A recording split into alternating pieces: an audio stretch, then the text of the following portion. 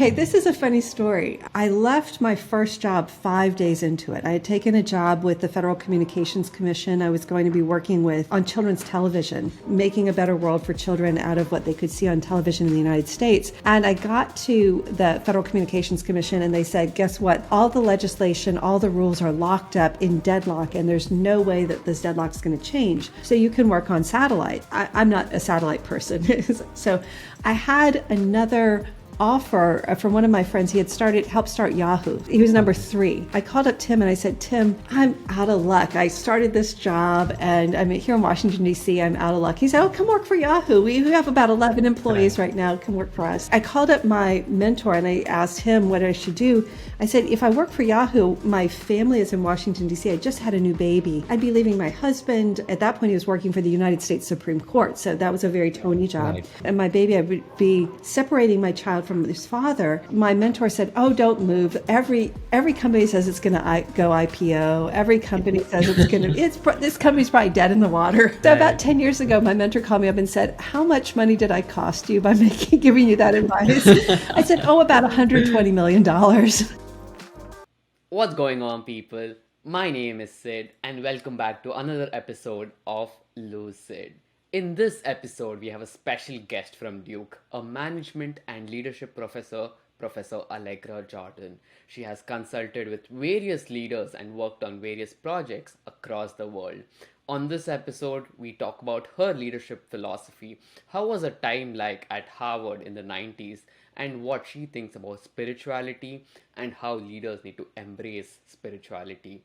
I recommend all of you to watch this episode at 1.5x for a better viewing experience. I hope you enjoy this episode.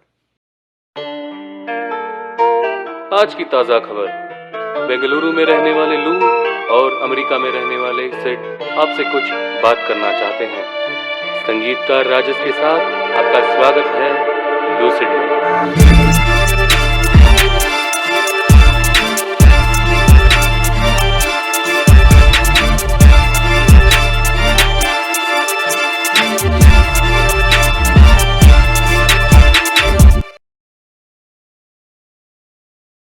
I think, Professor, we can start with your management philosophy. The way you've taught us management and leadership at Duke was with an inside-out philosophy. What do you mean by that, and why do you teach us with these principles? What a great question to start with. The idea of inside out is that there is some manager who is taking these actions. Let's know who that manager is so that you know what your vulnerabilities are as well as your strengths, and that you know some ideas about how you can work with yourself to develop that which is a vulnerability into the strongest way possible forward for you. So the idea for me was when I learned management, I did not learn so much about myself. I learned about techniques, which are very helpful, but I didn't know who I was when I was managing. I had to discover that. So we want to correct for that. And then finally, we wish to help put human management in the context of larger life. And the approach that we use is that humans, teams, communities are here to flourish. We may not flourish, but if we understand that we should be moving towards a flourishing concept, we'll make a lot of better decisions than if we just decide that we're out here to optimize life for ourselves. Right. I think one main takeaway which you mentioned was to understand our own selves before we lead others. And I remember my first assignment at Duke, which was building your own personal leadership philosophy. And you said this is going to be a working document, a living document, which is going to be throughout your career. Why do you think this is really necessary for even people like who are just starting out in the leadership career, or not even, or someone who's not even a leader? Why is it necessary for all of us, and how did you go about developing it for yourself? Another really smart question, one that many students ask, and actually students don't believe us until like halfway through. Oh, this is actually helpful. So one of the questions is, why should anybody be led by you? It's a very serious question. I work with serious people. Hopefully you do too. And you say, okay, I'm going to lead the team. They're going to say, okay, well, how do you plan to lead me? Why should I be led by you? And you need to have some answers. And the answers need to be authentic. Otherwise, people will not respect your authority, they will not respect you, and you'll lose team leadership right away. So we believe that it's very important for you to know your purpose, and your purpose is different from your ambition. So you might wish to be a product manager, but that's not your purpose in life. Hopefully, your purpose in life is much more robust than just the work that you do, even though the work is very important. And then the second idea is, what values do you have? So what things are not for sale in your life? And it's very important that people think about these two things before going to the next question is, what is your personal leadership philosophy? And again, in an interview, you might be asked, if I give you my team of my precious people, how will you lead them? And you had better be prepared to do that, because to answer it in a way that helps you get that job for the right reasons. Right. They want to know for the right reasons. Right. I think I was really fortunate to be in your class, to be at Duke and learn and build my personal leadership philosophy. For those who haven't had that chance, if they listen to this and they want to build their personal leadership brand, what are the questions do you think they should ask themselves to build it? So first, what is my purpose in life? This is a very difficult question, especially for people who've never thought about it before. So if you feel that this is the most difficult thing you've ever answered, you are on the right track. Congratulations. Right. If you think that that's an easy answer, then you're probably not on the right track. We give everybody the hardest assignment first. The second one is, what are your values? What's not for sale? The third would be, from your values, from your purpose in life, how will you lead a team? Then you should think afterwards about your what we would call the shapers in your life, the people that you see modeling the way for you in positive, hopefully positive ways, sometimes negative ways. I don't want to be like X. And that helps you round out your philosophy and know that it's possible, because in your own experience, you have seen people lead the way that you wish to lead. I would finalize that by asking you some very concrete questions. Are you going to live by this? What are the barriers to living like this? Where are you vulnerable? And how will you live that out in the team that you're in? So many people think that leadership is something way out there down the line. No, leadership is the next 5 minutes, because to lead is to influence, and you will influence people in the next 5 minutes. So how can you practice in every interaction you have so that you are leading with positive purpose and good values? Right, definitely. And I think I'm always inspired by your personal leadership philosophy. Would you like to share your personal leadership philosophy and how you went about developing it? Sure. It took me a long time because I didn't take this course. The first idea is, what is my purpose? And I have done a number of different things in my life. So what I can say is that my purpose is to flourish, and that I cannot flourish alone. So flourish with community, with our planet. That is my ultimate purpose. My values require courage, compassion in action, also called love, and joy. I added that one recently because for a lot of life I have not been too joyful. And then integrity. And integrity is both honesty and accountability. So it wraps up into the idea that if someone gives me a team, I will say, I'm here to help every human on this team flourish for themselves and as a team while we meet the mission of the company. Right, got it. That's very interesting. And I think, like, using all this expertise you have, you run a consultancy firm, you've done multiple successful projects. And one interesting project that I found fascinating was you worked with different people in Asian countries to help them understand and drive innovation. Can you tell me about that experience? Sure. I loved that project. It was just a delightful opportunity into the lens of how do people in 10 Asian countries who are working in the public health field, how do they view change? So this was an innovation project for a large public health company. I can't name their name, but they had been very successful in the world of population control and HIV/AIDS. And now the money was running out. They had to be successful with different types of grants. So they were investigating 10 different countries in the Asia Pacific area got together to say, how can our leadership help our countries flourish in public health in a world beyond HIV/AIDS? And so this particular project allowed me to do an audit, a culture audit of the different regional offices, and ask them questions like, what in your country supports change? What are your stories that you tell yourself culturally about how we innovate and can change for the better? And in a country like China, there was a very deep mythology and history of innovation.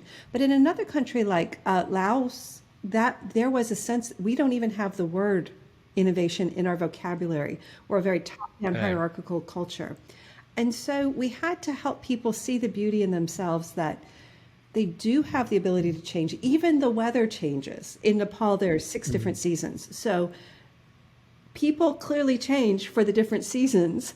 And so there is a history of changing. Even if you ask a Nepali who is in public health, do you have innovation here? They will say, no, we're rather fatalistic culture, deeply entrenched in Buddhism, accept everything and don't change anything. And that's their frustration. But the truth is that when you look at the culture, they actually do have a great ability to adapt. Certainly, they do it 6 times a year. Right. I think that's very interesting. I think I have 2 follow-up questions with respect to that. So one is with respect to the culture audit. I think when you spoke to different regional managers of these public health companies and you saw that it had to change, how do you go about instilling that change? Because it's really hard for people to change, especially if it's a cultural change. So how do you generally go about it? Do you have a process to go through it? It's even harder if they've been successful, because it's almost impossible for a successful team that's still bringing in money to fathom that this money is going to run dry. So it's a real issue of denial that you have to get through in a culture that is successful, that's currently successful. So the process that we would use is we would first do a culture audit. What in the culture supports change and inhibits change? One of the key elements we try to find out is how much trust is in the culture. If it's a high trust environment, then a lot of good things can happen. And if it's a low trust environment, not many good things can happen. And we don't try to tell people what will happen. We just try to say good things can happen, not good things can happen, based on the level of trust. And that's the whole ballgame. So we'll ask them questions about how their culture deals with conflict, what the level of trust is. We're not hiding the ball. We're just asking them if we can get honest answers there about what the level is, what possibility there is for change. And if we find that there's usually some uneven level of change ability. So we then start trying to create a vocabulary that's rooted in their own vocabulary. Let's not put a Western business jargon vocabulary on top of them. That's, I find, gross. That's like, you learn my culture so that you can be successful. No, there's some reason that you've been here longer than Harvard Business School or Duke Business School. You've been here a lot longer than we have. So let us be respectful of what's already in the culture and use that vocabulary to get everybody through some basic trainings on what the process of innovation is and why we might want to change, how we might go about changing. And these discussions allow us to create a new conversation within the company. And oftentimes what we find in a company that can't innovate is they've atrophied their ability to have honest conversations with each other. So when you're introducing new stories about innovation, people get excited. Oh, this means many people get excited. Okay, there could be positive change. You discuss elements rooted, again, in their own native language.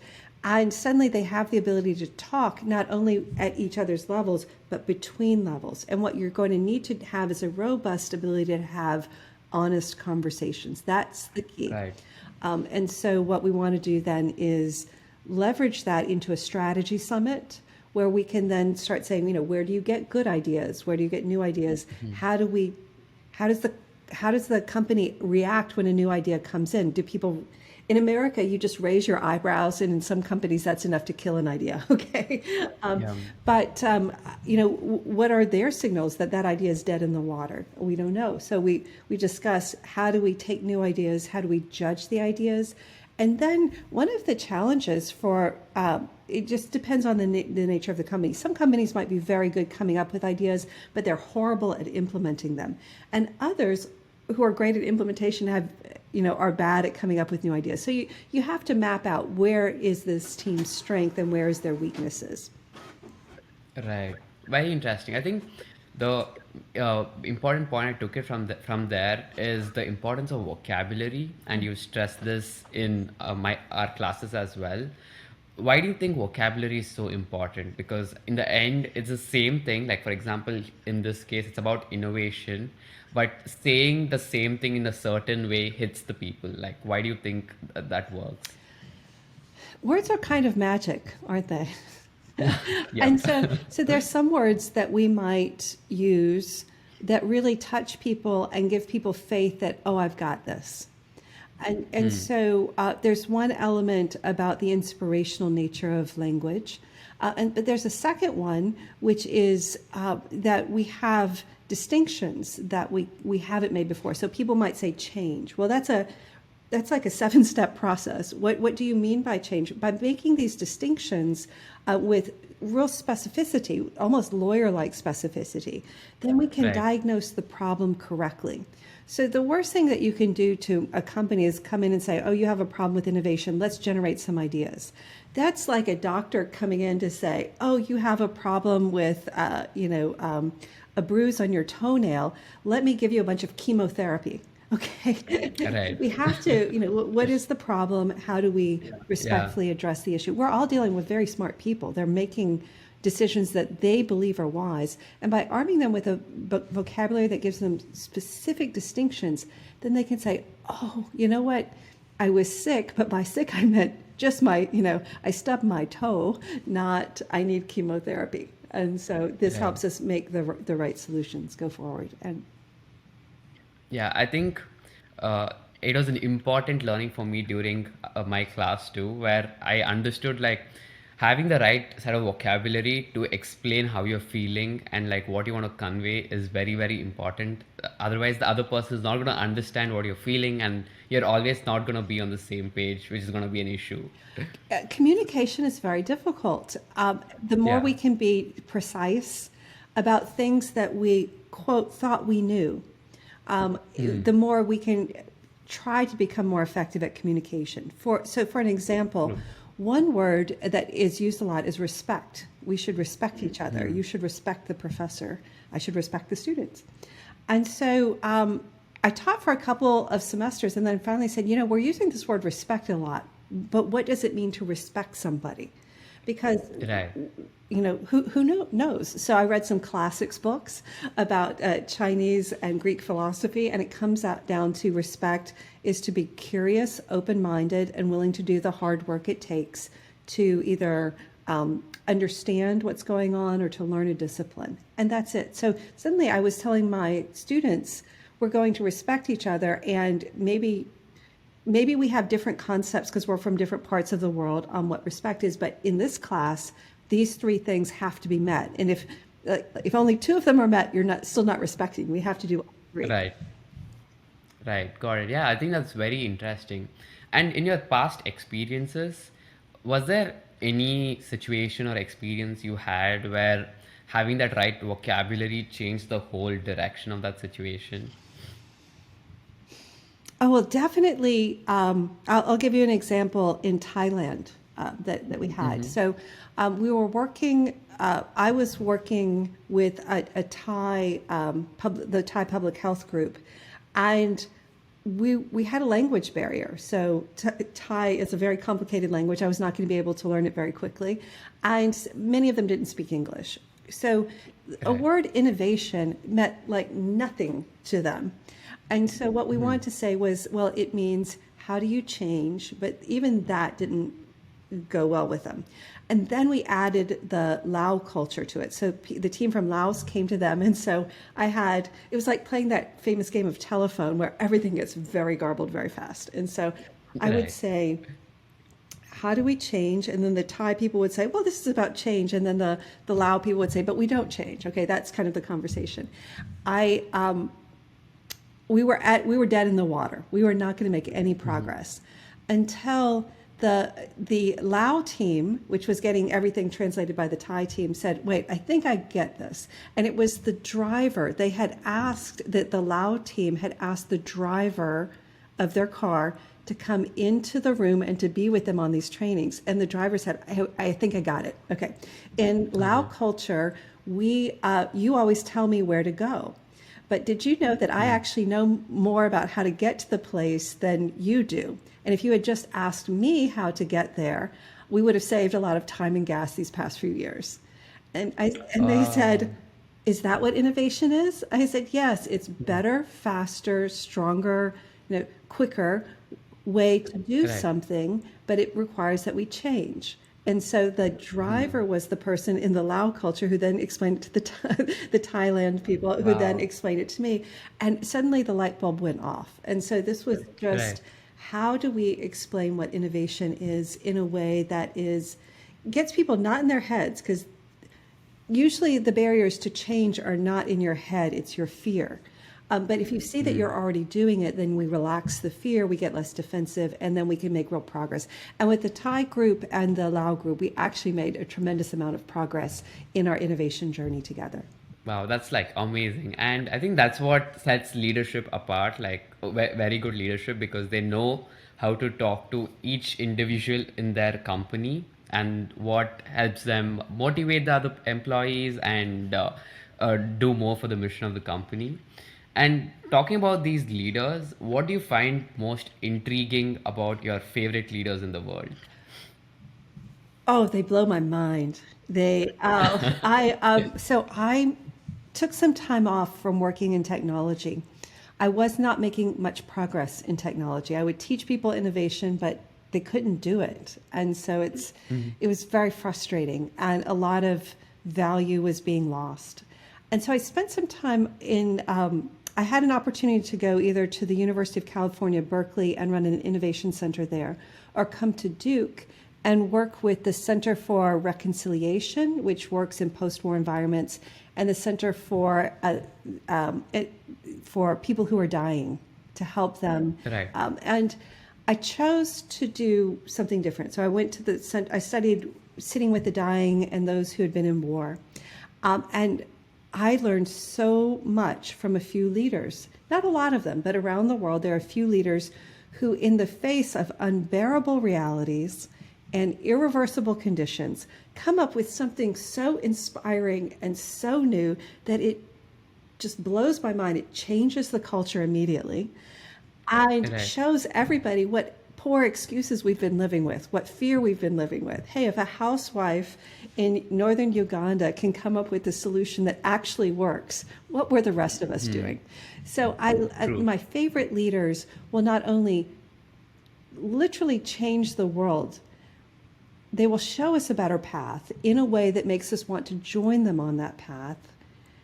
And we'll sit back and we'll all get chill bumps on our arms and just like, why didn't we think of that? It shows us the gap, and it's exciting when I see the gap. I'm like, okay, now I know where I need to work. Right. And if you had to choose your top 3 leaders, who would it be? So the top leader for me is Marguerite Barankitsi. She is known as the Angel of Burundi. Recently, she received from the Aurora Prize, which is one of the top humanitarian prizes in the world. George Clooney gave it to her. It's a very amazing story that she has. She was a secretary in Burundi during a genocide. She had said that she wanted to adopt children from both tribes that were at war with each other, and she did that. And when genocide erupted in Burundi, she was tied to a stake and watched as 72 of her friends were murdered right in front of her. Her children ran underneath an altar, and surprisingly, they were not killed. And she came out and she said, instead of I'm going to have revenge, she said, let's bury everybody, but let us create a new we, W-E, a new we. Yeah. And she was able to create Maison Shalom, a house of peace for all people, which became a model of non-corruption, of the ways that people could model living together to form an excellent community and flourishing individual. So Maggie Baron-Keitze is incredible. She has now raised 30,000 people. She's in exile right now because the Burundian government, she said you should not have a third term. That's anti-constitutional to the president. The president came, raided her place. She's living in exile. And it's so funny to see her in exile in Rwanda because she goes to the camps and she starts hectoring all the children. You are going to be engineers and agronomists and lawyers. Why aren't you studying? And so she's, whipping all these children into shape to dream new dreams. And who goes into refugee camps and says, okay, kids, you're going to be a lawyer and you're going to need those lessons in 10 years. So you better start studying now. So Maggie Baron-Keitze is number one. Number two is a woman, Angelina Atiem, and she was given the United Nations Human Rights Prize. And it came out, she was a housewife, and her daughter was abducted in the wars following Idi Amin. So there was the Lord's Resistance Army, which came in, abducted children and used them as child soldiers. And she said, if we go into the jungle and bush with bullets, we will be killing our own children. So how do we do this? And in this world, everyone's quote Christian. They'll kill you in a second. But she said, how about if we end up telling them, using the Christian model for them, which is to forgive. So she set up all these radios in the bush and said, we'll forgive you. We know that you're Christian, we'll forgive you, let's live together. After these people had done amazing atrocities, it did not win her many friends, but her daughter came home alive along with thousands of other children. People understood that the way of peace was better. And finally, I grew up in Selma, Alabama, which is where Martin Luther King Jr. Came from, or he didn't come from there, but he was from the area, and he led the Selma March, which is an Oscar-winning movie in America. And growing up there, I learned that the African American population in our country has really been at the vanguard of American culture. They have taught us over and over again to not hate people who treat you hatefully, but to inject love into society. And I sit back and I think, wow, if they can do this, they can do, if this population can do this with such justification for hating, then what's my excuse? So I love leaders who ask me about, who force me to think about what poor excuses I'm accepting for a life of living small. These people make me live big. Right, definitely, yeah. And talking about Selma, Alabama, you grew up there, you spent a lot of your childhood there, and you've also mentioned that you've interacted and learned from leaders who, worked with Martin Luther King Jr. So what was your experience like growing up in Selma, and what learnings you had there? I wish I could be prouder of my experience in Selma. I was on I was born in the military during the Vietnam War, and my dad had taken pilot lessons in Selma, Alabama. So after he got out of the military, he had bought a house during his pilot training, and we lived in Selma. And I was traumatized. I come from a place, New Jersey. I had a New Jersey accent, so I sounded very different. I came from a different culture, so I was an outsider there. And I wasn't treated particularly well by other kids when I got there. And so all I could think about was getting out. How could I get out? Of course, if I had to do it over again, I would have said, look at the riches of this area. It's deeply impoverished. It's a place with quite a bit of blood in the soil. And yet, look at these teachers who have grown up in this experience, and they have taught the world something different, to love, not to hate. I would have spent way more time with those people. And so in that case, my sixth grade teacher, Richie Jane Jackson, hosted Dr. Martin Luther King Jr. during the Civil Rights March. She is in the movie Selma. Her character is played by a beautiful actress. And I got to be with Mrs. Jackson her entire life. She died maybe about 5 or 6 years ago. And we were always in touch. And I would ask her things like, For instance, I went through a divorce and I asked Miss Jackson, I'm just going through a divorce, but you had your friend Martin Luther King Jr. assassinated. You sat at his funeral. You were so disappointed by this. How did you do it? What was your inner strength for dealing with what we would call Jim Crow laws? And those are the laws that are very punitive to Black people. How did you do this? And she had no reason to teach me, a white person, about this, but she would sit down with me and she'd say, this is how I let it go. You have to, sometimes the world just gets so bad, you have to let it go. And she would walk me through her meditations of how to let things go. She would help me understand how to put whatever suffering you have in the broader context. And she would show me by example that you treat everybody fairly, equality for all. Let's live by the noblest elements enshrined in the U.S. Constitution, not the worst. Right. Boy, is that inspiring. So I try to remember Miss Jackson every time I'm faced with a situation that I feel like I might feel sorry for myself. And this is one of the great lessons to me of Selma, Alabama. Great treasures. Wow, that's amazing. Yeah. And I think growing up in Selma, Alabama has taught you so much, and that like it's a experience that has shaped you who you are today. And I think from Selma, Alabama, you went to Harvard Business School. And how was Harvard like in the 90s? That's a good question. So I went to, I started a company when I was in undergraduate school, and it was about a $500,000 company. And it got me into Harvard Business School early. So I was one of the Right. younger people at the school. They asked me to work 2 years in Boston, and it was a terrible time in the Boston economy. There was a huge recession, lots of people being laid off. I was fortunate enough to get a job in the school being a researcher. And so suddenly I go from being, the CEO of my own company to being a secretary. Okay, Right. that was difficult. But the places I got Yeah. to go, because I was with two Harvard Business School professors, so I got to visit Silicon Valley in the early days when Palm Pilot was the big company out there. And then we got Right. to see the beginning of the internet. We got to see literally the beginning of the internet. One of my friends showed me, I guess, Gopher and Mosaic. It took us like 3 days to download. Right. But that friend actually went on to found the company E-Ink, which did the interfaces, radio paper idea, huge interfaces, Sony's pad, reading pad. It's not Kindle, Oh, but I forgot what the name is. They used his interface, and right. he sold for like $400 million, something like that.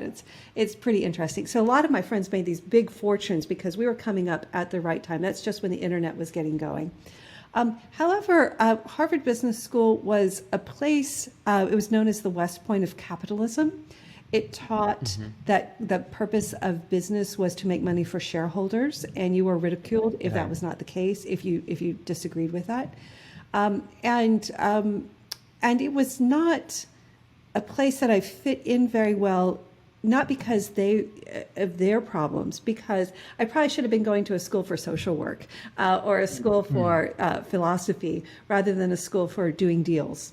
And but what I loved in in Harvard Business School was accounting. And what I learned about accounting was if you get into the forensic elements of accounting, you know how people are lying to you without even having to ask them a single question.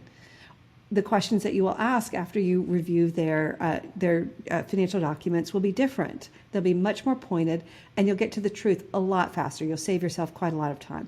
So I discovered that I loved accounting out of that, and then I used my financial knowledge in different ways afterwards. But the gift of Harvard Business School was to help me understand that I really could work hard at the top level of the world. I could do high quality analysis. I could do all of the assignments. The thing that I did not get out of Harvard Business School was community. So I was friends with professors, but other students and our chemistry wasn't great. And I was also married. I had a child while I was at Harvard Business School.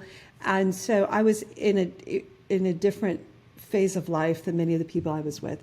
However, life can be long, and these days I'm now getting to re-know my classmates from 25 years ago. And it's a delight because we're all more mature, we have more world experience, and we understand that we're not about, doing deals and going to Iceland to see the Northern Lights on the Yep. weekends.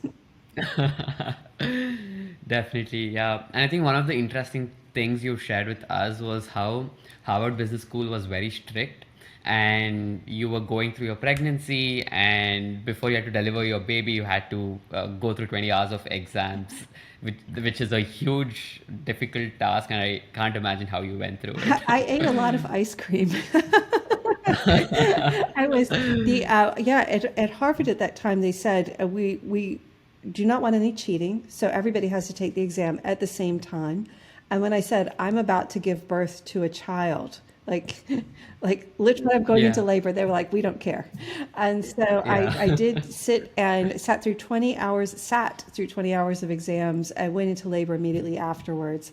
And 24 hours later, I had my son. So I consider that my son went to Harvard Business School with me, and it was quite difficult. Yes, it is quite strict, and yet what a great story now.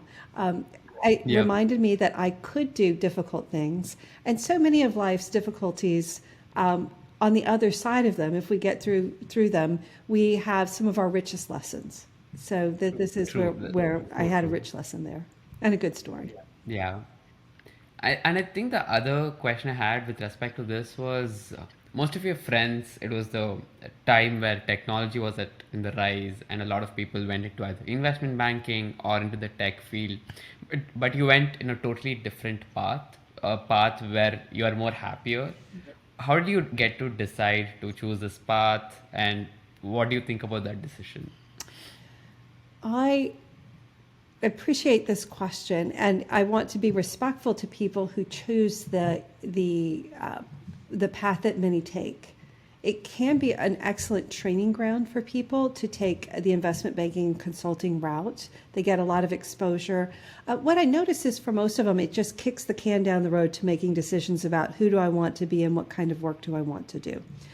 I, Right. I was in part I never took advantage of the Harvard Business School career services, and I can't tell you why, except that from the Vietnam War and the impacts that it had on my father, I had a lot of trauma regarding work.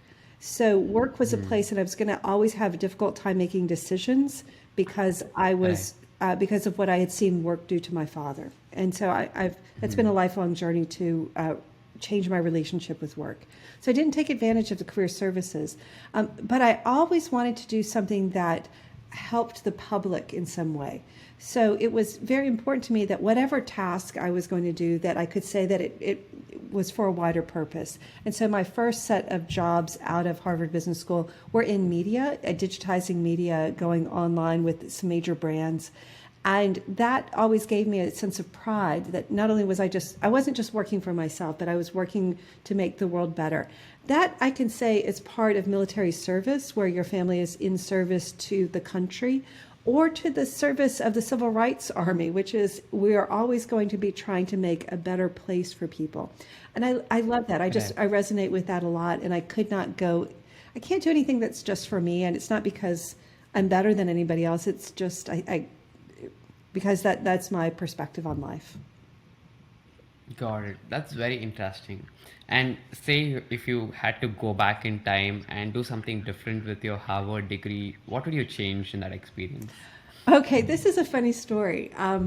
So I left my first job 5 days into it. I had taken a job with the Federal Communications Commission. I was going to be working with on children's television, Okay. making a better world for children out of what they could see on television in the United States.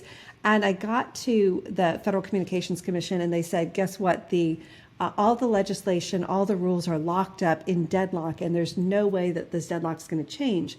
So you can work on satellites." And I just said, I'm not a satellite person.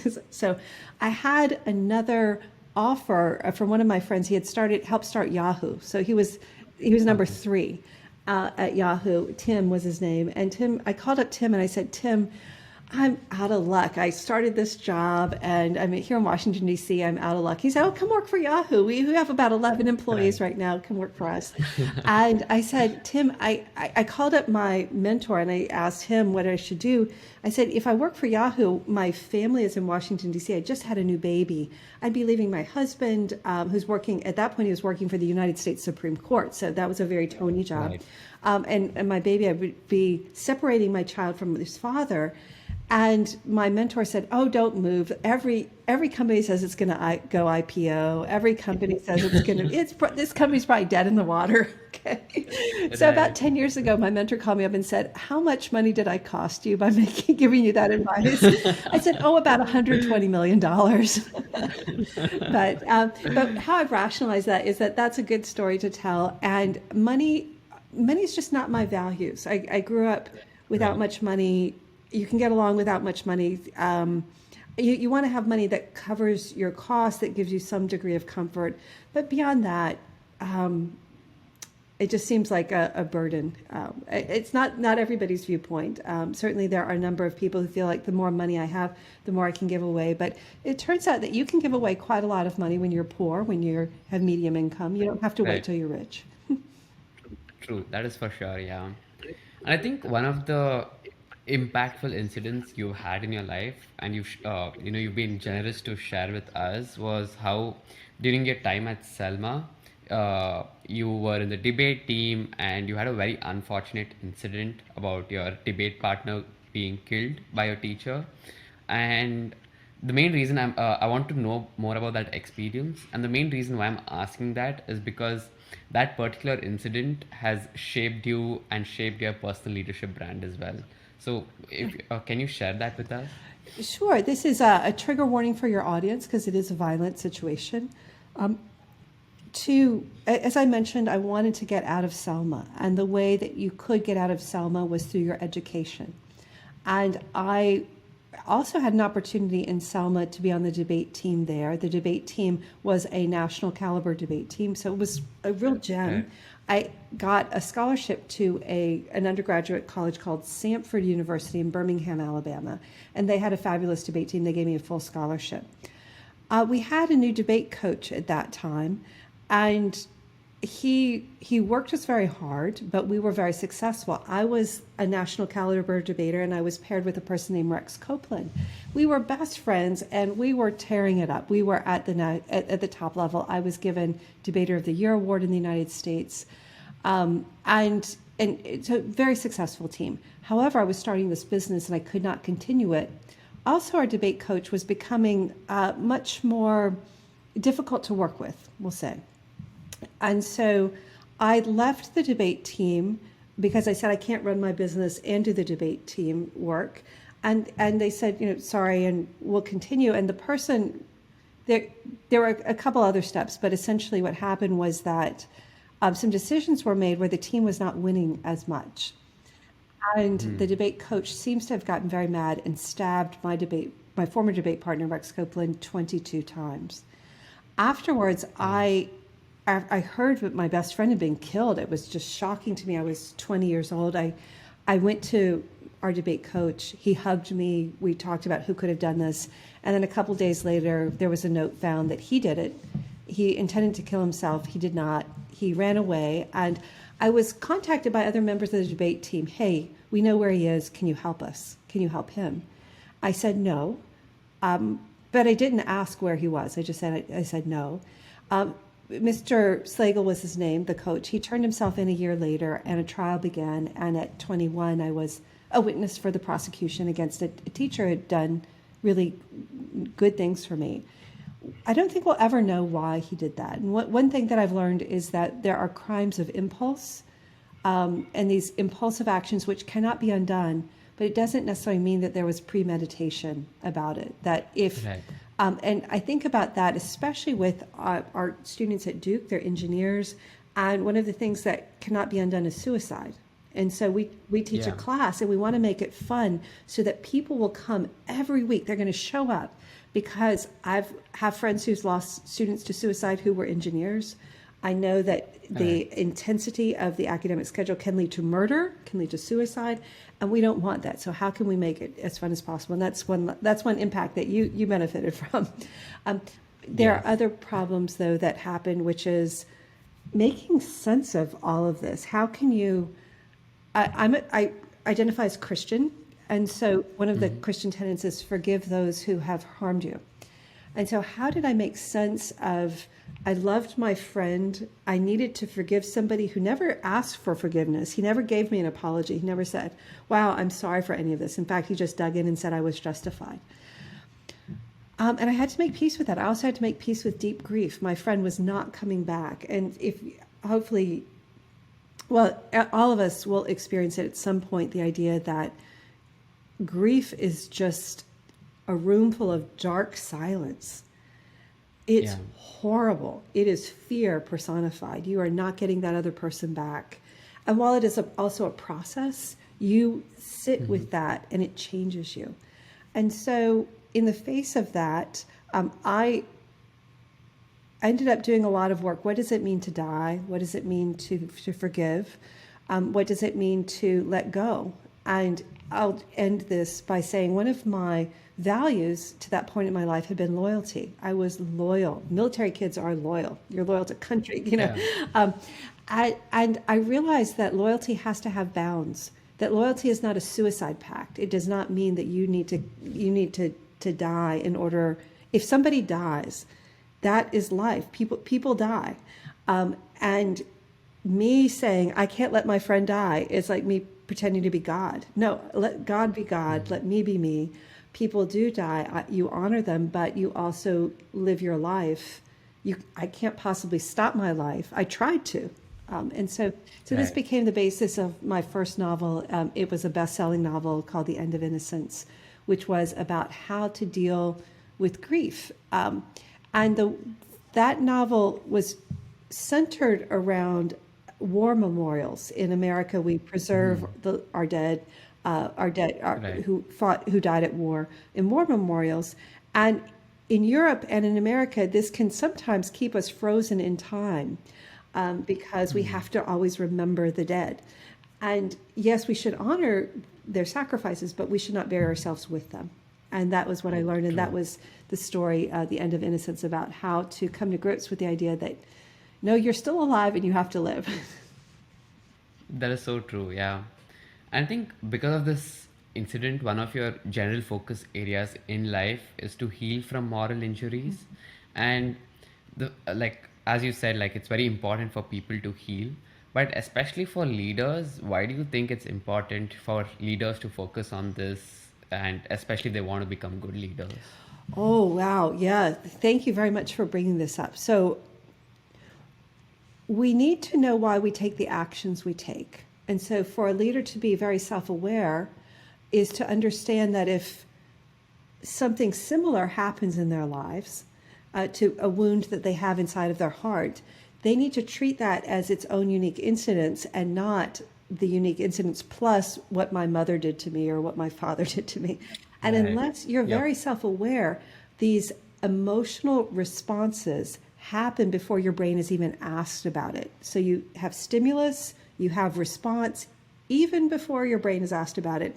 And then you might hurt people, you might hurt your team and mission, and you don't really even know why you did it. You're like, oh, that was stupid. Well, how about if you heal from the trigger that caused that so that you will not inflict pain on your current situation or future situations, getting you further away from your mission and target?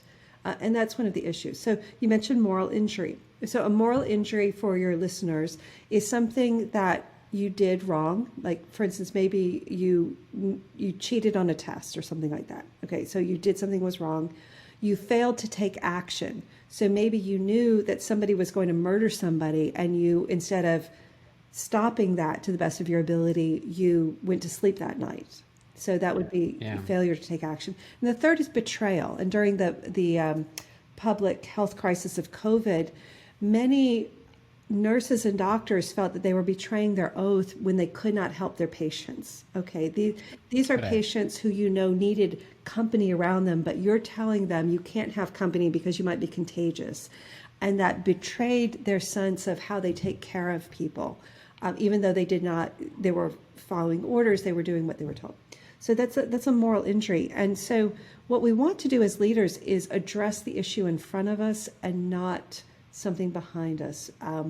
And the only way we know what's behind us, because we're really good at keeping secrets from ourselves, is to look at our past and understand what needs some gentle healing, and then take the steps to address that, knowing that today is one of the best days. Not today is one of the best days. This is now the time where so much research has come out about how the body works, how emotional reactions can be defanged, triggered, and you can heal from these. You don't have to live with something, a wound for your whole life. The brain actually is plastic. It takes a lot of work to change that, but you can do the work and then you get your whole life back. And then as a leader, you become a leader that can act in the moment. You know why you're doing the things that you're doing.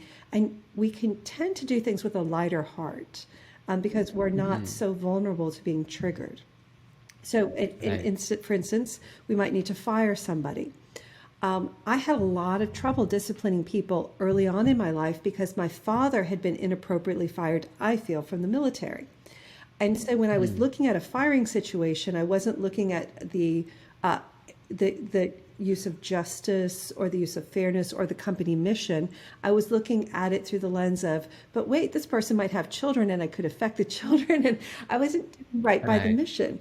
So once I got healed from the sadness and devastation that I felt from my early life, I was able to be a better steward for my company and to take just action that actually made sense. Right. That is so true. Yeah. And you spoke about healing, and what do you think are like some basic steps that anyone can do to, one, like understand what they need to heal from and try to heal themselves? What do you think are the basic steps they can do? So this very complex issue, and of course, in Indian society, there are thousands of years of techniques and ways to go about healing invisible wounds. And so I want to take a bow to the great societies, the great wisdom that we have already in our societies. And I don't want to come across as like I invented any of this, okay? I will share what's helped me in my life. The first is to understand I'm not the first human that lived. I'm not the first person. Anything that's happened to me has happened to probably a lot of other people. So how do I not personalize this as much and say, okay, what can I do to grow from this very terrible, difficult situation that just happened? I can also realize that it's not permanent, that yes, my friend died, my friend was murdered. His death is permanent, but my grief does not have to be permanent. It doesn't even have to be prolonged unless I insist on it being prolonged. So it's not permanent. And it's probably not, the other thing is just seeing how pervasive is this issue. So perhaps, my father had a difficult time with the military. Does everybody have a difficult time with the military? No. So is it pervasive? Is it permanent? Is it personal? These are ways of framing an invisible wound that we have, that if we frame it in ways that are not pervasive, permanent, and personal, that's called learned optimism. We can have a freer sense of how to change our relationship with our wound. So that's one thing. It's called learned optimism. Martin E.P. Seligman has done a lot of work on how we explain to ourselves what happened. My second one is think about our purpose. What are we here for? Okay, we're here to flourish. I believe that we're here to flourish. So my next thought take me closer to flourishing or further away from flourishing? And if it's further away from flourishing, why would I do it? Now, I might have stupid reasons. I might say, I just want to cry. And I love this term I just learned, this crib. I might want to crib. That's a fabulous word. Okay. I might want to crib. Yep. But, but that I understand that's self-defeating. Okay. So how do I take the next action? So my purpose, what are my values? What am I practicing to become? And then another one is to just be aware. Okay, hey, wow, I didn't like how I reacted in that situation. Or, wow, my emotions went to 11 on that one. They really should have just hung out at about 2 or 3. I wonder with Right. curiosity and kindness to myself, what's going on? And then usually you can find out when you have it, when you overreact or when your body overreacts, you can start saying, I'm curious about why I got triggered. And then I'm going to investigate that triggering incident. And then I'm going to explore with great entrepreneurial zeal how I will not be vulnerable to that trigger again. Right. And so part of this is about a good defense, trying to not be vulnerable. Part of it is about the joy of life. Very interesting. Yeah, definitely. I think throughout this semester, when I've done the management course, I've learned a lot about myself, like the moral injuries I've had, and try to understand. And I've spoken to you multiple times about it. And I think one thing that really fascinated me was your belief in spirituality and how spirituality can help you, go through these moral injuries and heal from them. So, what does spirituality mean for you, to you, and what is the outcome you wanted to gain out of understanding spirituality? Oh, okay. Well, again, I'm very humble talking to a person from India, the center of spirituality in the world. For me, it starts with when I cry, when I'm devastated and I cry. Am I crying into a void? Is there nothing Right. I'm crying into? And that's the first question I think a lot of people have to ask when they cry their deepest cry. Are they crying out to a void, or do they expect some answer to come out? And I Right. realize I expect some answer to come back. So I feel that I'm in relationship with something. I'm not going to give it a name because um, I'm not stupid. There's so many different names for that, which is spirit.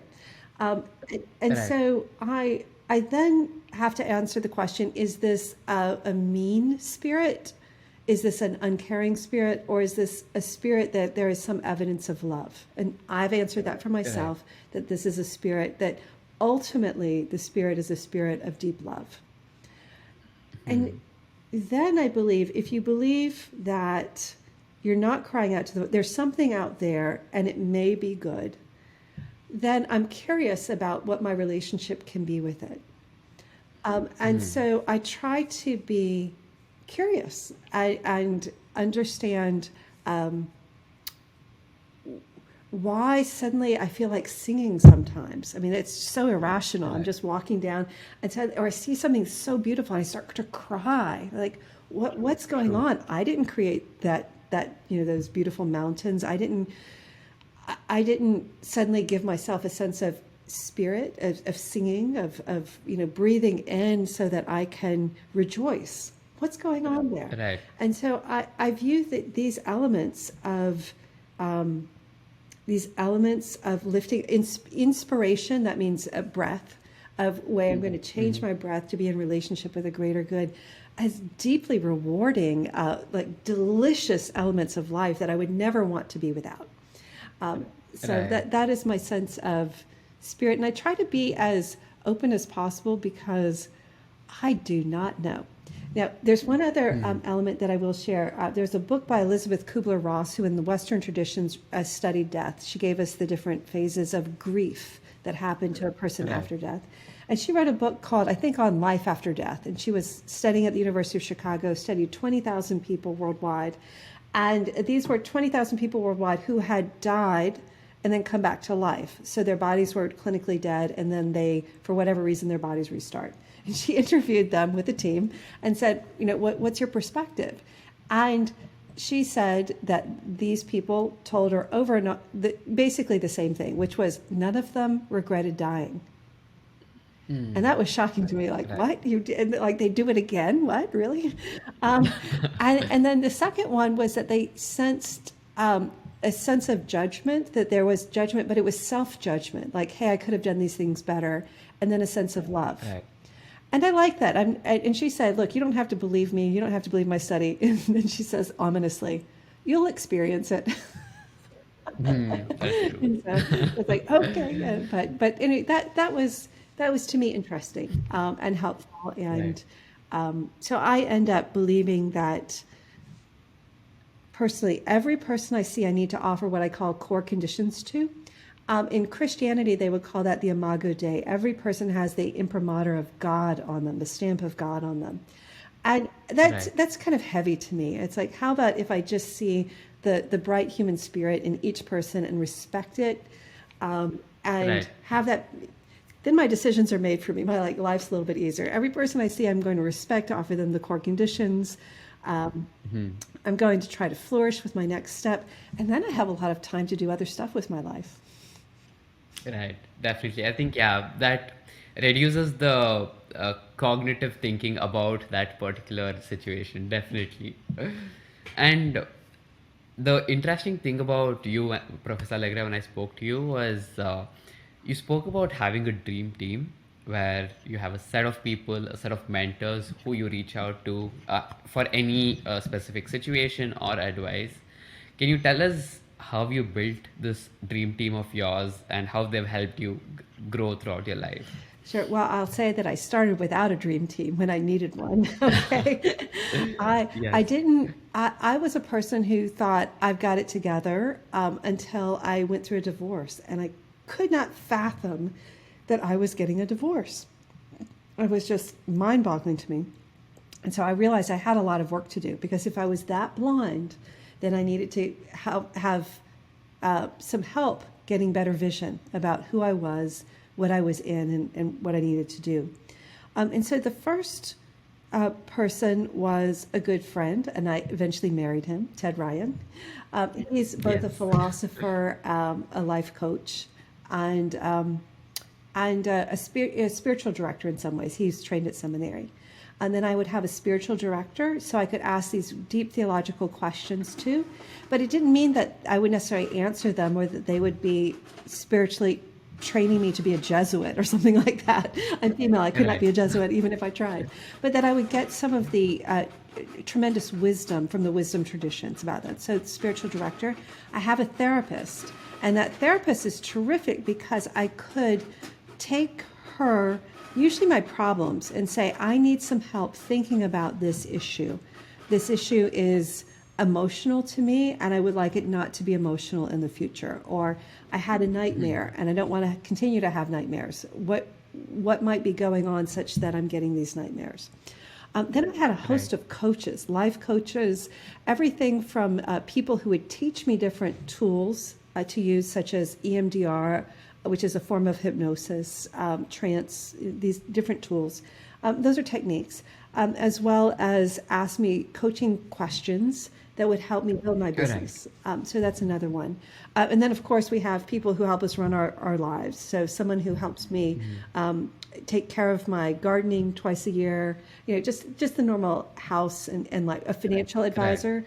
So I would always get afraid about money. And so this person takes care of it for me. It's just like I know what's happening, and then I'm on the right path. Does that help? Right. Yes, I think that's amazing. I think no one thinks about having like a set of people who you rely on. And especially, I think the problem is one, people don't know what they need. And once they know what they need, they don't seek out help and like go find people to, help yourself out.